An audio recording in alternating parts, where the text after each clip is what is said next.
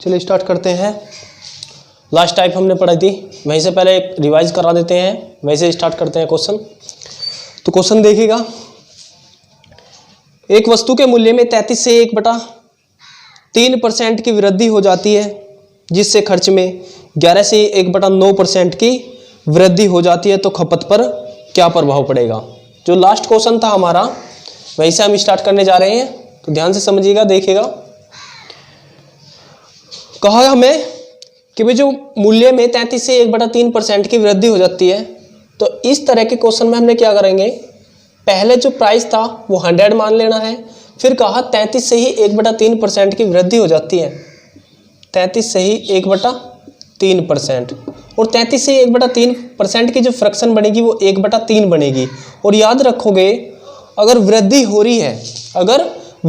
रही है तो जो भी हर वैल्यू है उसे हम अंश में जोड़ लेंगे, इस तरह से हम वृद्धि कर लेंगे, 4/3 वृद्धि होगी। यानी पहले कितना था, 100 था, और 100 से प्राइस कितना हो गया है, 100 का 4/3 बढ़ गया है, तो हम लिखेंगे 400/3। ऐसा करना है, 100 गुणा 4/3, 100 गुणा 4/3 करोगे तो 400/3 हुआ। तो ये वृद्धि होने के बाद हुआ। फिर उसने कहा है कि भाई खर्च में केवल 11 से ही 1/9%, 11 से ही 1/9% की वृद्धि होती है। इसे देखिएगा, 11 से ही 1/9% का मतलब होता है इसकी फ्रैक्शन बनेगी 1/9, और वृद्धि हो रही है तो जो भी हर वैल्यू है इसे अंश में हम जोड़ लेंगे, तो 10/9, इस तरह से वृद्धि होगी। तो 100 से हुआ 100 का 10/9, यानी 1000/9। पूछा है हमसे खपत पर क्या प्रभाव पड़ेगा, खपत पर क्या प्रभाव पड़ेगा।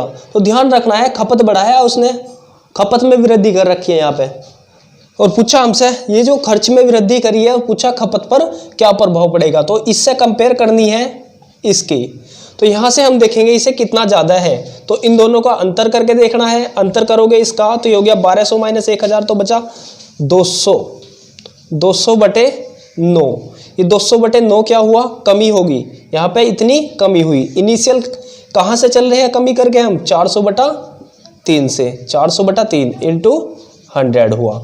यहाँ पे देखिएगा ध्यान से, 3 तिया 9, 3 बार कटेगा, और ये 2 0 इस तरह से, और 2 दूनी 4 कटा, तो ये क्या होगा, यहाँ पे इसकी गुणा हो जाती है, और यहाँ पे इसकी, तो यहाँ तो कुछ नहीं बचा, तो 2 तिया ये होगा 6, तो 1/6 गुणा 100, 1/6 गुणा 100 हुआ। और 1/6 गुणा 100 क्या होता है, 1/6 गुणा 100 होता है 66 से ही 2/3%, 66 से ही 2/3%। तो हम बोलेंगे 66 से ही 2/3% इसमें कमी हो गई, 66 से ही 2/3 क्या हो गया, इसमें कमी हो गई। चलिएगा,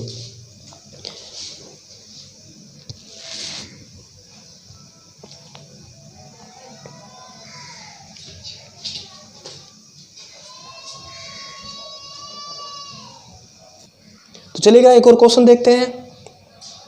नेक्स्ट क्वेश्चन देखिएगा, चावल के मूल्य में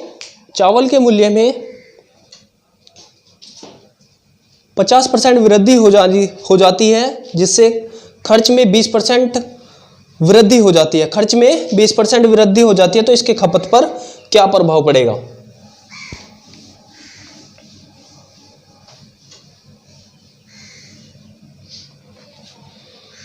देखिएगा ध्यान से, चावल के मूल्य में 50% वृद्धि हो जाती है, तो इनिशियल प्राइस हमें मान लेना है 100 है, और कितना वृद्धि हो जाती है, 20%, तो 120 हुआ, 20% वृद्धि हुई तो 120 हो गया। उसके बाद खर्च में 20% वृद्धि होती है, खर्च में 20% वृद्धि हो जाती है।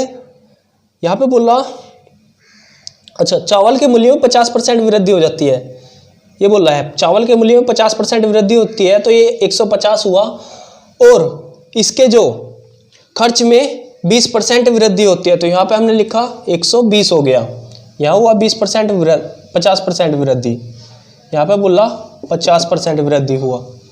अब यहाँ से हमने देखना है ये 150 हुआ, ये 120 हुआ, तो कितना कम हुआ, यहाँ से हम लिखेंगे 30 कम हुआ। कितने से कम हुआ, 150 इंटू 100, वही पुरानी टाइप पढ़ रहे हैं हम। 30 का 5, 30 पंजे 150, और 1/5 होता है 20%।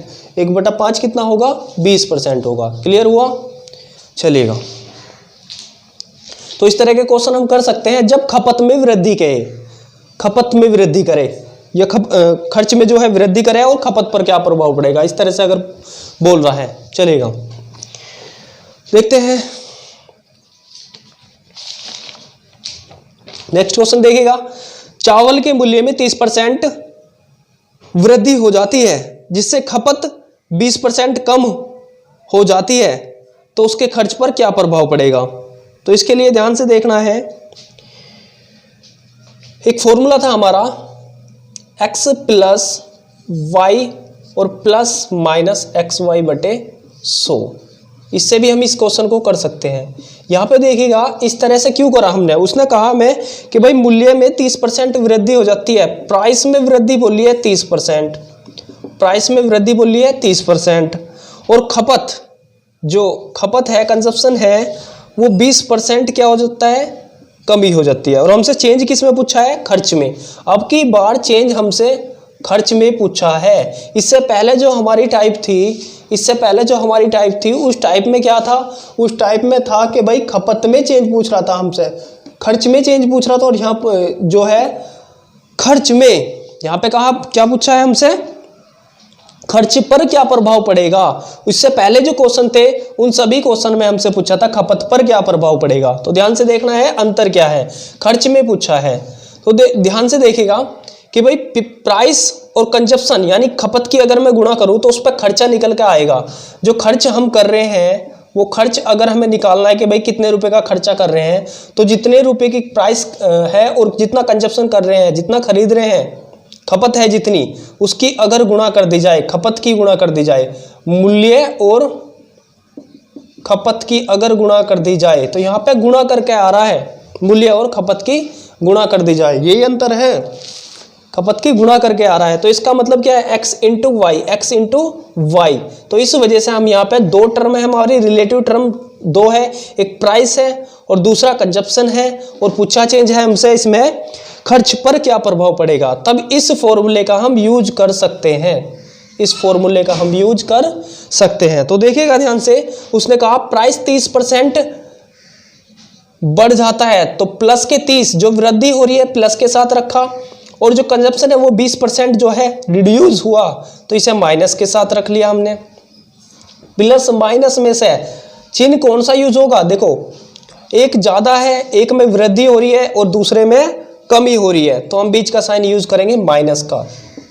तो 30 गुणा 20 बटे 100 होगा, 30 गुणा 20 बटे 100 होगा। चलेगा, अब देखिएगा ध्यान से, ये 2 जीरो कटेंगी, ये हुआ 10 और माइनस 6, तो 4% कितना होगा? 4%। 4% ये प्लस का आया, 4% किसका आया? प्लस का, तो 4% वृद्धि होगी, 4% की वृद्धि हो जाएगी। क्लियर हुआ? चलेगा,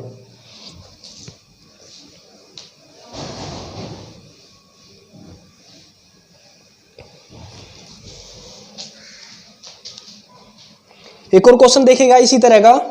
वस्तु के मूल्य में 40% वृद्धि हो जाती है, वस्तु के मूल्य में 40% वृद्धि हो जाती है, लेकिन खपत में 10% वृद्धि हो जाती है, तो उसके खर्च पर क्या प्रभाव पड़ेगा? पूछा हमसे खर्च पर क्या प्रभाव पड़ेगा। अब की बार भी खर्च में चेंज पूछा है। वो खर्च क्या होता है? Price into consumption, price into consumption, यानी मूल्य गुणा खर्च जो होता है वो होता है हमारा मूल्य गुणा खपत, मूल्य गुणा खपत। यहाँ पे गुणा हो रही है और वहां पे क्या था? एक दूसरे के रिवर्स में थे, अपोजिट टर्म थी। तो यहाँ पे इस तरह का फॉर्मूला हम यूज कर सकते हैं, x plus Y plus minus X Y बटे 100, इससे कर सकते हैं हम इसे। बोला है वस्तु के मूल्य में 40% की वृद्धि हुई है। जो वृद्धि होती है, ध्यान रखना है, जो वृद्धि होती है उसे हम प्लस साइन के साथ यूज करते हैं और जो कमी होती है उसे माइनस के साथ यूज करते हैं। 40% की वृद्धि हुई और खपत में भी 10% की वृद्धि हुई।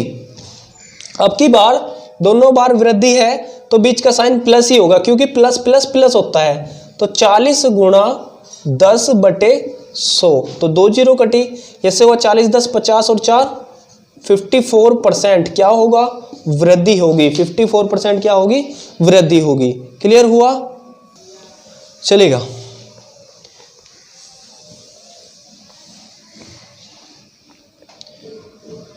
नेक्स्ट टाइप देखिएगा, चावल के मूल्य में 10% कमी हो जाती है। ध्यान से समझना है हर एक टाइप को। चावल के मूल्य में 10% की कमी हो जाती है। एक व्यक्ति पहले से 45 किलोग्राम चावल अधिक खरीदता था। पहले यदि एक व्यक्ति, ऐसे लिखेगा, एक व्यक्ति पहले 45 किलोग्राम चावल खरीदता था तो उतने ही पैसों में अब कितना किलोग्राम चावल खरीदेगा? तो उतने ही पैसों में अब कितने ग्राम चावल खरीदेगा? तो ध्यान से समझिएगा पहले क्वेश्चन को। उसने कहा चावल के मूल्य में 10% की वृद्धि हो जाती है। अब की बार मात्रा भी दी है, 10% की क्या हो जाती है? गलत बोल दिया था भाई, 10% की कमी हो जाती है। तो देखिएगा 10% है और 10% की फ्रैक्शन हमें याद है 1/10। 10% की फ्रैक्शन क्या होती है? 1/10 होती है।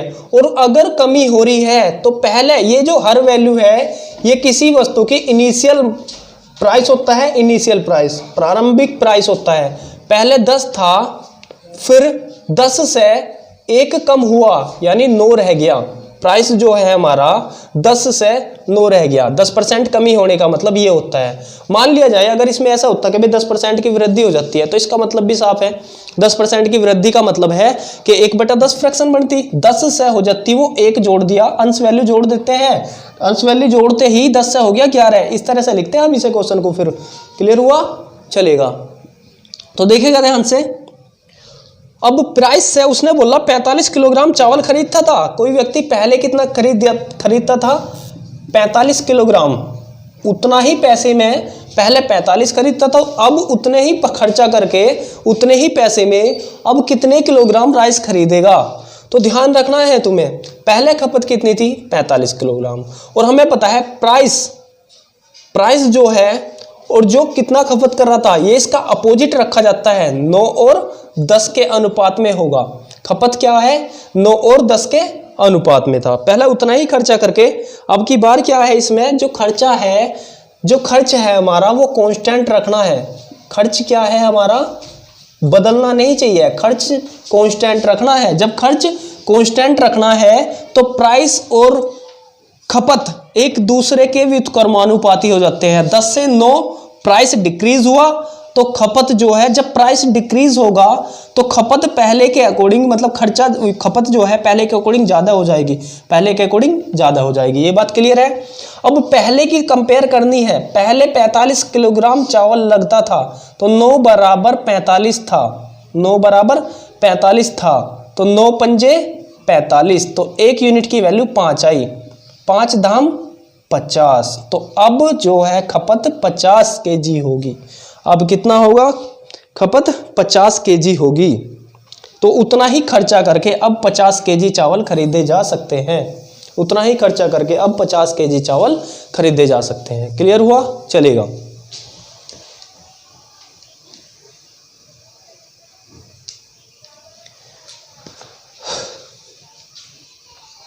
तो कर सकते हैं इस तरह के क्वेश्चन।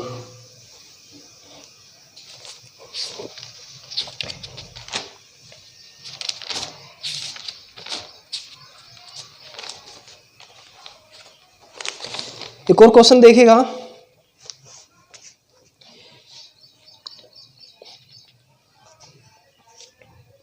एक वर्ग की भुजा में 12% की वृद्धि कर दी जाए। एक वर्ग की भुजा में 12% की वृद्धि कर दी जाए तो उसके क्षेत्रफल पर क्या प्रभाव पड़ेगा? तो देखिएगा ध्यान से, वर्ग जो है हमारा इस तरह से होगा। ये वर्ग की प्रत्येक साइड जो है इक्वल होती है और वर्ग का जो एरिया होता है, जो क्षेत्रफल होता है वो a गुणा a होता है, भुजा गुणा भुजा होता है। जो जहां पे भी क्षेत्रफल अगर हमसे काउंट करा रहा है वहां हम x plus Y plus X Y बटे 100 यूज कर सकते हैं। इस फॉर्मूले का यूज कर सकते हैं। क्यों? क्योंकि ये जो है हमारा 2D के लिए है, 2 डायमेंशनल के लिए इस फॉर्मूले का हम यूज कर सकते हैं जब एरिया में चेंज पूछा है हमसे।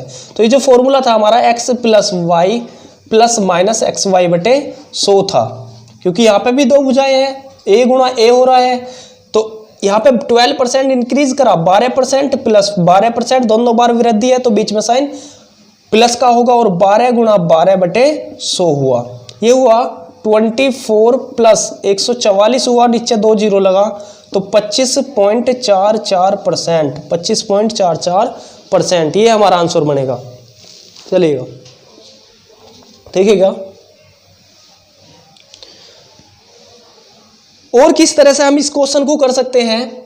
12% की वृद्धि हुई तो 12% की जो फ्रैक्शन बनेगी वो 3/25 बनेगी, ये हमने बेसिक फ्रैक्शन बताया। अब ये जो हर वैल्यू है इसे इनिशियल मान लेना है। प्रारंभिक जो साइड थी वो 25 थी, अब 25 में 3 इंक्रीज हुआ तो अब जो साइड है वो 28 है। जब भुजा 25 थी तो वर्ग का क्षेत्रफल भुजा का स्क्वायर 625 था, और अब जो है साइड 28 है, 3 इंक्रीज हुआ, अब क्षेत्रफल कितना है तो भुजा का स्क्वायर 784 है। तो कितना ज्यादा हुआ, कितना ज्यादा हुआ, तो यहाँ पे हम काउंट करेंगे तो 159 ज्यादा होगा, 159 ज्यादा होगा। तो देखिएगा ध्यान से कितने से ज्यादा है, 625 से है तो इंटू 100, इस तरह से अभी हम कर सकते हैं इसे। 25 चौका 100 और 25 से 25 बार कटा, 25 से 25 बार कटा, अब नहीं कटता तो इसकी गुणा करेंगे हम। यहाँ पे लिख लेते हैं 4 9 36, 3 4 5 20 और 3 23, 2 4 एकम 4 और 2 6/25, और इसे हमें डिवाइड करना है, इसे हमें डिवाइड करना है। तो देखिएगा ध्यान से, डिवाइड करके कितना आएगा 636/25 को, तो आएगा 25.4%। इसे डिवाइड कर दिया हमने, 25 दूनी 50 कटा, 136 और 25 पंजे 125, इस तरह से हम डिवाइड कर सकते हैं। चलिए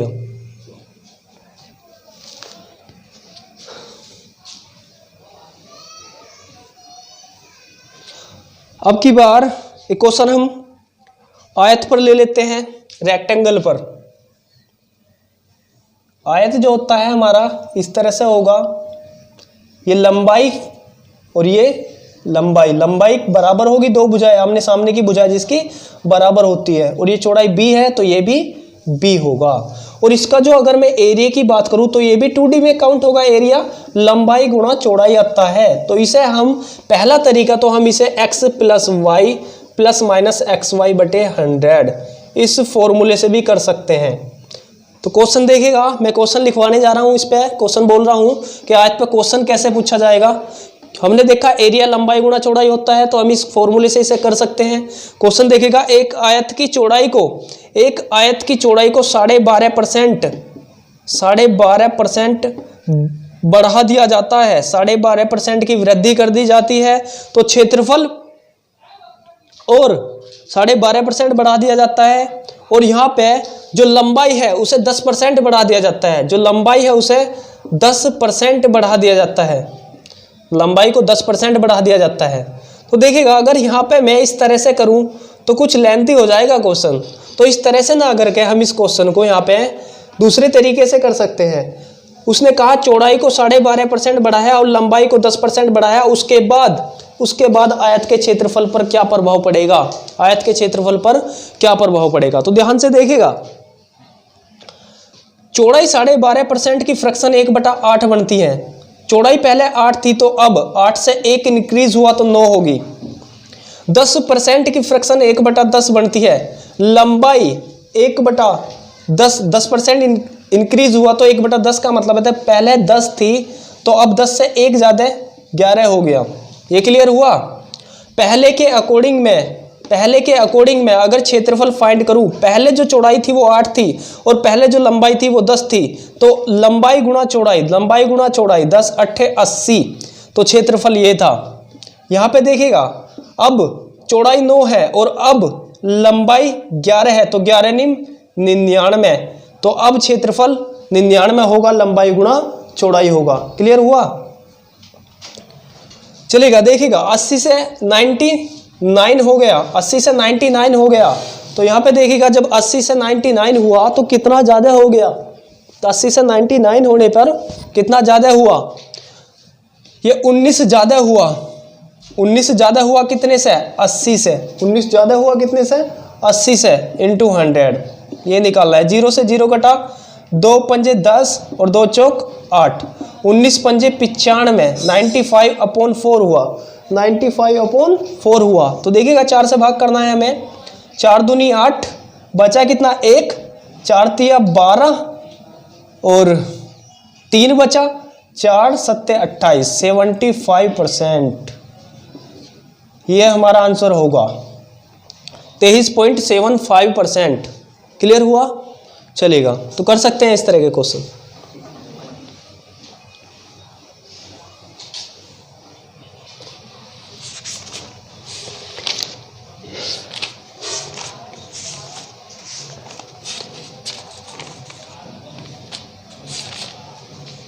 नेक्स्ट टाइप देखिएगा,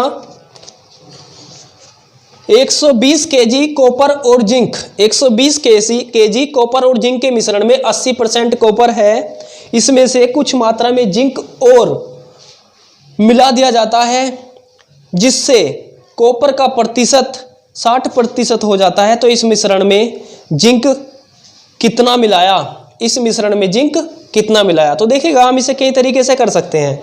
उसने कहा, सिंपल तरीका बता रहे हैं, सबसे सिंपल क्या है, 120 केजी कॉपर और जिंक का मिश्रण था, कॉपर और जिंक का मिश्रण है, इसमें 80% कॉपर है, इसमें 80% कॉपर है। तो यहाँ पे जो कांस्टेंट रहता है, जो बदलता नहीं है, जो चेंज नहीं होता, उसके अकॉर्डिंग लेके चलना है हमें। 80% कॉपर था, 120 में 80% कॉपर था। उसके बाद इसमें कुछ मात्रा में जिंक और मिलाया, इसने जिंक मिलाया तो कांस्टेंट तो कॉपर रहा, तो कांस्टेंट के अकॉर्डिंग लेना है। कॉपर नहीं बदला, तो 120 केजी था, उसमें 80% कॉपर है, इसमें कुछ मात्रा में जिंक और मिलाया, तो मिलाने के बाद हम मान के चल रहे कि अब मिक्सचर जो है एक्स है, अब मिक्सचर टोटल कितना है, एक्स हो जाता है। उसके बाद जब जिंक मिला दिया जाता है, उसके बाद जो कॉपर है वो हमारा 60% हो जाता है, कॉपर ही कितना हो जाता है, 60%। ये भी कॉपर, ये भी कॉपर, कॉपर बराबर होगा क्योंकि यहाँ पे जो है जिंक ही मिलाया गया है, कॉपर चेंज नहीं होगा, कॉपर चेंज नहीं होगा। 100 कटा, 0 से 1 0 ये कटी और 6 का डबल 12 120, 20 8 160। अब मिक्सचर कितना हो गया था, 160 हो गया है। कितना ज़्यादा हुआ, कितना ज़्यादा हुआ, पहले कितना था, पहले 120 था, पहले कितना था, 120 था, अब कितना हो गया है, 160 हो गया है। तो 40 केजी मिलाया हमने इसमें जिंक, 40 केजी हमने क्या मिलाया, इसमें जिंक मिलाया। क्लियर हुआ? चलेगा। और तरीके से देखते हैं इस क्वेश्चन को, एलिगेशन भी हम इसमें यूज कर सकते हैं, एलिगेशन मेथड भी हम इसमें यूज कर सकते हैं। तो देखिएगा किस तरह से करेंगे एलिगेशन मेथड से। हम इसमें एलिगेशन में जो चेंज होता है उसकी परसेंटेज लेके चलते हैं, जो मिलाया जाता है जो उसे लेके चलते हैं। इसने कहा कि भाई 80% कॉपर है, तो कॉपर तो चेंज नहीं हो रहा, तो 20% जिंक होगा, मिश्रण का है 20%, मिश्रण का 20% है। उसके बाद कहा उसने जिंक मिलाया है, और जिंक जब मिलाया है तो जो अपने आप में मिल रहा है उसे हम तो दूसरे वाले को हम 100% लेके चलेंगे, दूसरे वाले को जो मिक्स कर रहे हैं उसे हम अपने आप में 100% लेके चलना है, या शेष जो होता है जो बचा है उसे 100% लेके चलेंगे। उसके बाद इसने कहा कॉपर 60% है टोटल में, बाद में कितना हो जाता है, कॉपर 60% हो जाता है, पर हमें कॉपर नहीं रखना, कॉपर 60% है, हमें तो जिंक लेना है, तो जिंक 40% बचेगा। तो इस तरह से घटाया तो यहाँ बचा कितना, 60 और यहाँ बचा 20, 20 तिया 60, 3:1 हुआ। इसने कहा टोटल मिक्सचर कितना था, ये जो है ध्यान से देखना 120 केजी, ये किसका था, मिश्रण का, तो 3 बराबर 120 रखेंगे, 3 बराबर 120, ये 40 गुना है इसका, तो 1 का 40 गुना कितना होगा, 40 ही होगा। जो ऐड किया वो 100% रखना है था, तो 40 आया, तो इतना ऐड किया। एलिगेशन से इस तरह से कर सकते हैं। क्लियर हुआ? चलेगा। दूसरा तरीका देखिएगा, एक और तरीके से हम कर सकते हैं इसे। इसने कहा 120 केजी था, और शॉर्ट कर लेंगे हम एलिगेशन को। 120 केजी है, इसमें मिश्रण में जो है 80% कॉपर है, 80% कॉपर है, इसमें कुछ मात्रा में जिंक और मिलाया गया, कुछ मात्रा में जिंक और मिलाया गया। उसके बाद 60% कॉपर हो जाता है, 60% क्या हो जाता है, कॉपर। तो यहाँ पे ध्यान रखना है 120 पहली जो मात्रा है उसे ऐसे रखनी है गुणा इन दोनों का अंतर 20 और बटे निचले वाली जो संख्या है उसे रख लेंगे हम। 60 रखा, 20 30 60 और 3 से कितनी बार 40 बार, तो ये हुआ हमारा 40। ये हुआ कितना 40। तो डायरेक्ट इस तरह से भी हम आंसर फाइंड कर सकते हैं इस क्वेश्चन का, चलेगा। तो ध्यान रखना है तुम्हें, कॉपर जिंक का मिश्रण था, इसमें मिलाया गया क्या जिंक। 80% कॉपर बोला, यहाँ पे कॉपर बोला और मिलाया जिंक गया, यहाँ पे जो बोला उससे अलग मात्रा मिलाई गई है, तो इस तरह से कर सकते हैं, चलिएगा। एक और क्वेश्चन बोल रहा हूँ इस तरह का, देखिएगा ध्यान से। 150 केजी कॉपर और जिंक का मिश्रण है। 150 केजी कॉपर और जिंक के मिश्रण में 20% जिंक है। इसमें कुछ मात्रा में जिंक और मिला दिया जाता है, इसमें कुछ मात्रा में जिंक और मिला दिया जाता है, जिससे जिंक का प्रतिशत 40% हो जाता है। इसमें कितना प्रतिशत जिंक होगा, इसमें कितना प्रतिशत जिंक होगा, तो ध्यान से देखिएगा। जिंक का प्रतिशत कितना हो जाता है 40%, तो इसमें कितना जिंक मिलाया गया, ये पूछा है, इसमें कितना जिंक मिलाया गया। सिंपल तरीके से करते हैं, 150 केजी था, 150 केजी में 20% जिंक था, कुछ मात्रा में जिंक और मिलाया, 150 केजी है, इसमें 150 केजी कॉपर और जिंक का मिश्रण है, इसमें हमारा 20% क्या है जिंक है, कुछ मात्रा में जिंक और मिलाया गया और जिंक का प्रतिशत कितना हो गया है, जिंक का प्रतिशत 40% हो गया है। कॉपर जिंक का मिश्रण था और 20% इसमें जिंक है, 20% क्या है ये जिंक है। तो यहाँ पे देखिएगा अंतर 150 गुना, बस एक ही तरीके से करा देते हैं हम, यहाँ बचेगा 20 और जो निचले वाली जो वैल्यू है जो नीचे लिखा है 40, इसे 40 ले या 100 में से घटाकर रखना है, 40 ले या 100 में से घटाकर रखना है। तो हमें क्या करना है, इसे हमें 100 से घटाकर रखना होगा। अब की बार 40 100 से घटाया तो 60 बचा, ये 100 से घटाकर क्यों रखा हमने, ये 100 से घटाकर इसलिए रखा क्योंकि यहाँ पे 20% मिश्रण था कॉपर और जिंक का, मिश्रण था कॉपर और जिंक का अब की बार, और इसमें 20% जिंक है और जिंक ही मिलाया गया, जिंक ही मिलाया गया। उससे पहले क्वेश्चन में यहाँ पे कॉपर था और मिलाया जिंक गया था, अलग मात्रा थी तो डायरेक्ट 60 रखा था, और यहाँ पे क्या करा हमने, यहाँ पे जिंक है और जिंक ही ऐड किया गया, तो इस वजह से हमने निचले वाली जो वैल्यू है वो 100 से घटा कर रखी, जो नीचे की जो वैल्यू है उसे 100 से घटा कर रखा। क्लियर हुआ, चलेगा।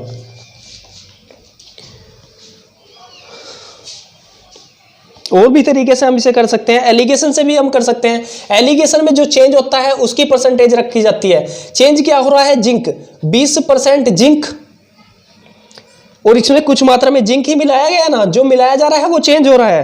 तो ये मिलाया गया तो टोटल में 100% था, जो मिलाया गया है 100% लिया जाता है, टोटल जो मिक्स है शेष जो है वो 100% लिया जाता है। उसके बाद जिंक का प्रतिशत 40% हो गया, तो इस तरह से हम एलिगेशन इसमें यूज कर सकते हैं। ये 60 बचा और यहाँ कितना हुआ 20, और 20 दिया 60, 3:1 हुआ, 3:1 हुआ। और उसने कहा 150 केजी, 150 केजी, ये इसका 50 गुना है, ये इसका 50 गुना है, तो 1 का 50 गुना 50 होगा। तो ये जो ऐड किया जाता है वो 50 है, और ये जो है हमारा 150। क्लियर हुआ। ये 150 जो लिया था, ये 20% किसका था, ये 20% टोटल मिक्सचर का था, तो ये यहाँ पे भी टोटल मिक्सचर का, यानी 3 बराबर 150, 3 150 50 गुना है, यहाँ से कर लेंगे। क्लियर हुआ, चलिएगा। तो एलिगेशन से भी हम इसे कर सकते हैं।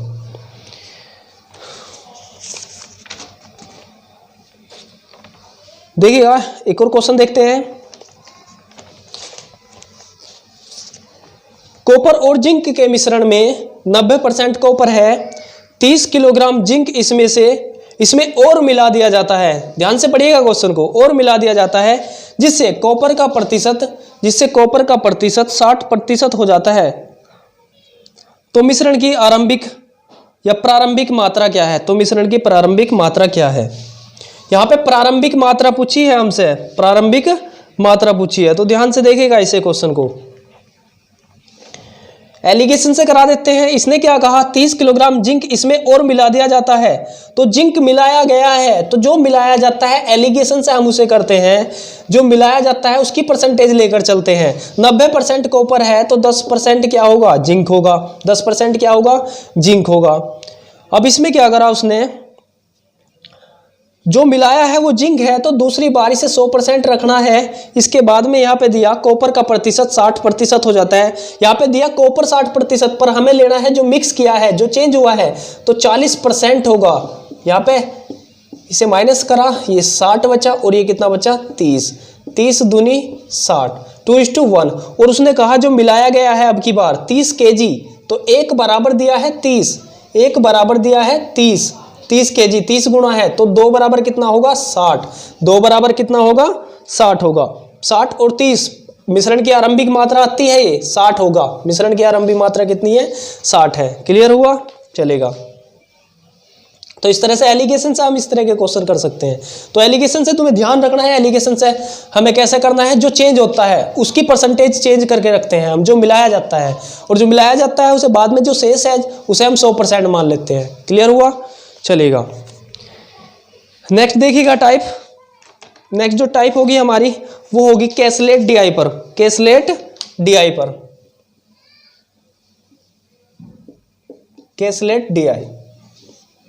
चलिएगा, ध्यान से देखिएगा कैसलेट डीआई को, देखिएगा ध्यान से। कैसलेट डीआई क्या होता है, मैं क्वेश्चन लिखाता हूं, पहले क्वेश्चन लिखने गया और फिर समझेंगे। किसी परीक्षा में 60% विद्यार्थी अंग्रेजी में, और देखिएगा ये जो कैसलेट डीआई है ज़्यादातर जो पॉसिबिलिटी होगी हमारी ये रीजनिंग में आता है, रीजनिंग में आएगा, और कभी मैथ में भी आ जाता है, ऐसी बात नहीं है कि मैथ में नहीं आएगा, पर ज़्यादातर जो पॉसिबिलिटी होगी हमारी रीजनिंग में आने की होगी। तो इसे हम यहीं पर कर लेंगे। क्वेश्चन है हमारा, किसी परीक्षा में 60% विद्यार्थी अंग्रेजी में तथा 70% विद्यार्थी गणित में उत्तीर्ण हुए, 20% विद्यार्थी दोनों विषयों में अनुत्तीर्ण रहे, 2500 विद्यार्थी दोनों विषयों में उत्तीर्ण रहे, तो कुल परीक्षार्थियों की संख्या कितनी है, कुल परीक्षार्थियों की संख्या कितनी है। तो ध्यान से देखिएगा, अगर मैं यहाँ पे 2 सर्किल ड्रा करूं और इन सर्किल को बीच से काटते हुए बनाए, तो इसका मतलब क्या है, ये जो पहला जो हमने सर्किल ड्रा करा, ये पहला जो सर्किल हुआ हमारा ये इंग्लिश का हुआ और दूसरा मैथ का हुआ। और जो बोथ है, यहाँ पे ध्यान रखना है तुम्हें, जो बोथ दिया है, जो दोनों में दिया है वो कितना है, दोनों में जो है 20% विद्यार्थी दोनों विषयों में क्या हुए हैं, अनुत्तीर्ण हुए हैं, फेल हुए हैं, दोनों में ये फेल हुए हैं 20%। और हमें जो दिया है इंग्लिश में जो पास दिए हैं, इंग्लिश में पास दिए हैं हमें, इंग्लिश में पास विद्यार्थी हैं हमारे 60%, इंग्लिश में पास कितने हैं 60%। और जो मैथ में जो है पास कितने हैं, मैथ में पास है हमारे 70%। और एक बात का ध्यान रखोगे, इसे हमें जो दोनों में गिवन है, दोनों में गिवन है उसमें चेंज करना होगा। इन परसेंटेज को हमें जो दोनों में है उसमें चेंज करना होता है। दोनों में क्या दिया है हमें, दोनों में दिया है हमें फेल, 20% जो है दोनों विषयों में क्या हुए हैं, फेल हुए हैं, तो उसी में चेंज करके हम लेंगे। जब 60% इंग्लिश में पास हुए हैं तो इंग्लिश में फेल कितने हुए होंगे 40%। मैथ में पास कितने हैं 70% है, तो मैथ में फेल कितने हुए होंगे 30%। मैथ में फेल कितने हुए होंगे 30% हुए होंगे। क्लियर हुआ। तो यहाँ पे अगर मैं देखूँ 40% इंग्लिश में फेल है कुल, और मैथ में कितने 30% है, और ये जो बीच का जो एरिया है ये 20% है, जो मैथ और इंग्लिश दोनों में फेल हुए हैं। अब यहाँ पे देखिएगा ये मैथ और इंग्लिश के हैं 20%। अगर मैं तुमसे कहूँ कि भाई इंग्लिश का सर्किल कहाँ तक है, इंग्लिश का सर्किल यहाँ तक है, ये पूरा इंग्लिश का सर्किल है। अगर मैं कहूँ कि ओनली इंग्लिश, ओनली इंग्लिश, केवल इंग्लिश में फेल कितने हैं, क्योंकि हमने ये फेल लेके चल रहे हैं हम, ये पास थे तो 60% पास है इंग्लिश में, तो 40% इंग्लिश में क्या होंगे फेल होंगे, ये फेल लेके चल रहे हैं हम। तो केवल इंग्लिश में फेल कितने होंगे, तो केवल इंग्लिश में फेल होंगे हमारे, ये देखेगा यहाँ तक 40 हैं, तो ये 20 हटा दें जो मैथ में आ रहे हैं, तो ये वाला एरिया बचेगा, 40 में से 20 गया तो बचे 20%। उसी तरह से अगर मैं पूछूं केवल मैथ में कितने फेल हैं, तो ये मैथ का जो एरिया है ये है, इसमें से ये वाला 20 हटा दिया जाए तो ये एरिया बचेगा, 30 में से 20 गया, बचा कितना 10%। और इंग्लिश और मैथ बोथ यानी दोनों में जो फेल हैं वो कितने हैं, वो 20 है। ये वाला जो एरिया है, ये वाला जो एरिया है वो 20% है। तो यहाँ पे हमने देखा केवल इंग्लिश में कितने फेल हैं केवल मैथ में कितने फेल हैं या दोनों में फेल कितने हैं, केवल मैथ में, केवल इंग्लिश में या दोनों में फेल कितने हैं। ये सारी वैल्यू हमने निकाल ली है यहाँ पे। तो ध्यान से देखिएगा 20, 20, 40 और 10 50%। ये 50% ऐसे हैं, ये 50% ऐसे हैं जो कि फेल हैं, या तो इंग्लिश में फेल हो या मैथ में फेल हो या बोथ, यानी इंग्लिश और मैथ दोनों में फेल हो। तो हमने कुल जो फेल है वो 50% निकाल लिए हैं। तो पास कितना बचा होगा, तो पास कितना बचा होगा, तो ध्यान से देखिएगा जो पास बचेगा वो भी 50% बचेगा, जो पास बचेगा वो भी 50% बचेगा, और जो पास की जो संख्या है वो 2500 के बराबर दे रखी है, और टोटल हमारे 100% होते हैं। तो 100% बराबर कितना होगा, 2500 गुणा 100 और बटे 50, 0 से 0 और 5 पंजे 25, 5000 होंगे। टोटल कितने होंगे, 5000 होंगे। देखिएगा इसे हम दूसरे तरीके से भी करा सकते थे, पर यहाँ पे जो क्वेश्चन जरूरी नहीं है यही क्वेश्चन पूछा जाए कि भाई टोटल कितने हैं, यही क्वेश्चन पूछा जाए कि टोटल कितने हैं। ये भी तो पूछा जा सकता है कि केवल इंग्लिश में कितने पास है, तो 5000 का 20% निकाल दोगे। अगर पूछा जा रहा है केवल मैथ में कितने हैं, 5000 का 10% निकाल दोगे। इंग्लिश और मैथ दोनों में कितना है, तो 5000 का 20% निकाल दोगे। तो अलग अलग इस तरह के सारे क्वेश्चन हम निकाल सकते हैं, केवल एक क्वेश्चन नहीं, सभी क्वेश्चन इस तरह से हम निकाल सकते हैं। क्लियर हुआ, चलेगा। एक और क्वेश्चन देखते हैं इस तरह का।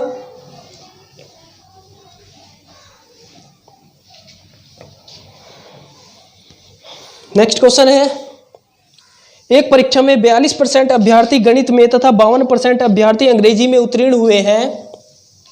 यदि 17% अभ्यर्थी दोनों विषयों में अनुत्तीर्ण हुए हो तो दोनों विषयों में 46 अभ्यर्थी उत्तीर्ण हुए तो कुल अभ्यर्थियों की संख्या कितनी है। 17% अभ्यर्थी दोनों विषयों में अनुत्तीर्ण हुए हैं और 46 अभ्यर्थी उत्तीर्ण हुए हैं, पास हुए हैं। तो देखिएगा ध्यान से, 2 सर्किल ड्रा करें हमने, उसी तरह से करना है हमें। यहाँ पे कहा बोथ में क्या दिया ये लिख लेंगे हम साइड में। जो बोथ में यानी दोनों में जो दिया है वो 17% अभ्यर्थी है। 17% अभ्यर्थी दोनों में जो है अनुत्तीर्ण हुए हैं। दोनों में क्या दिया हमें, फेल दिया। तो यहाँ पे अलग अलग भी क्या होने चाहिए, फेल लिखे होने चाहिए। एक सर्किल हमने मैथ का ड्रॉ करा और दूसरा इंग्लिश का। तो जो गणित में फेल कितने हैं, 42%, 42%। फिर देखिएगा इंग्लिश में कितने हैं, 52%, और जो दोनों में फेल है वो कितने हैं, 17%। दोनों में फेल कितने हैं, 17%। क्लियर हुआ, चलेगा। ध्यान से देखते रहना है। अगर मैं बात करूं केवल मैथ में फेल कितने हैं, तो ये वाला एरिया होगा, यानी दूसरे जो सर्किल में है वो 17 जा रहे हैं, उसे हटा देंगे तो 12 में से 7 गया, 5 बचा, और 3 में से 1 गया, 2 बचा। 25% केवल मैथ में फेल है। केवल इंग्लिश की अगर मैं बात करूं, केवल इंग्लिश में कितने फेल है, तो केवल इंग्लिश में फेल होंगे। 52 में से ये 17 हटा देंगे हम, तो बचा कितना, 35%।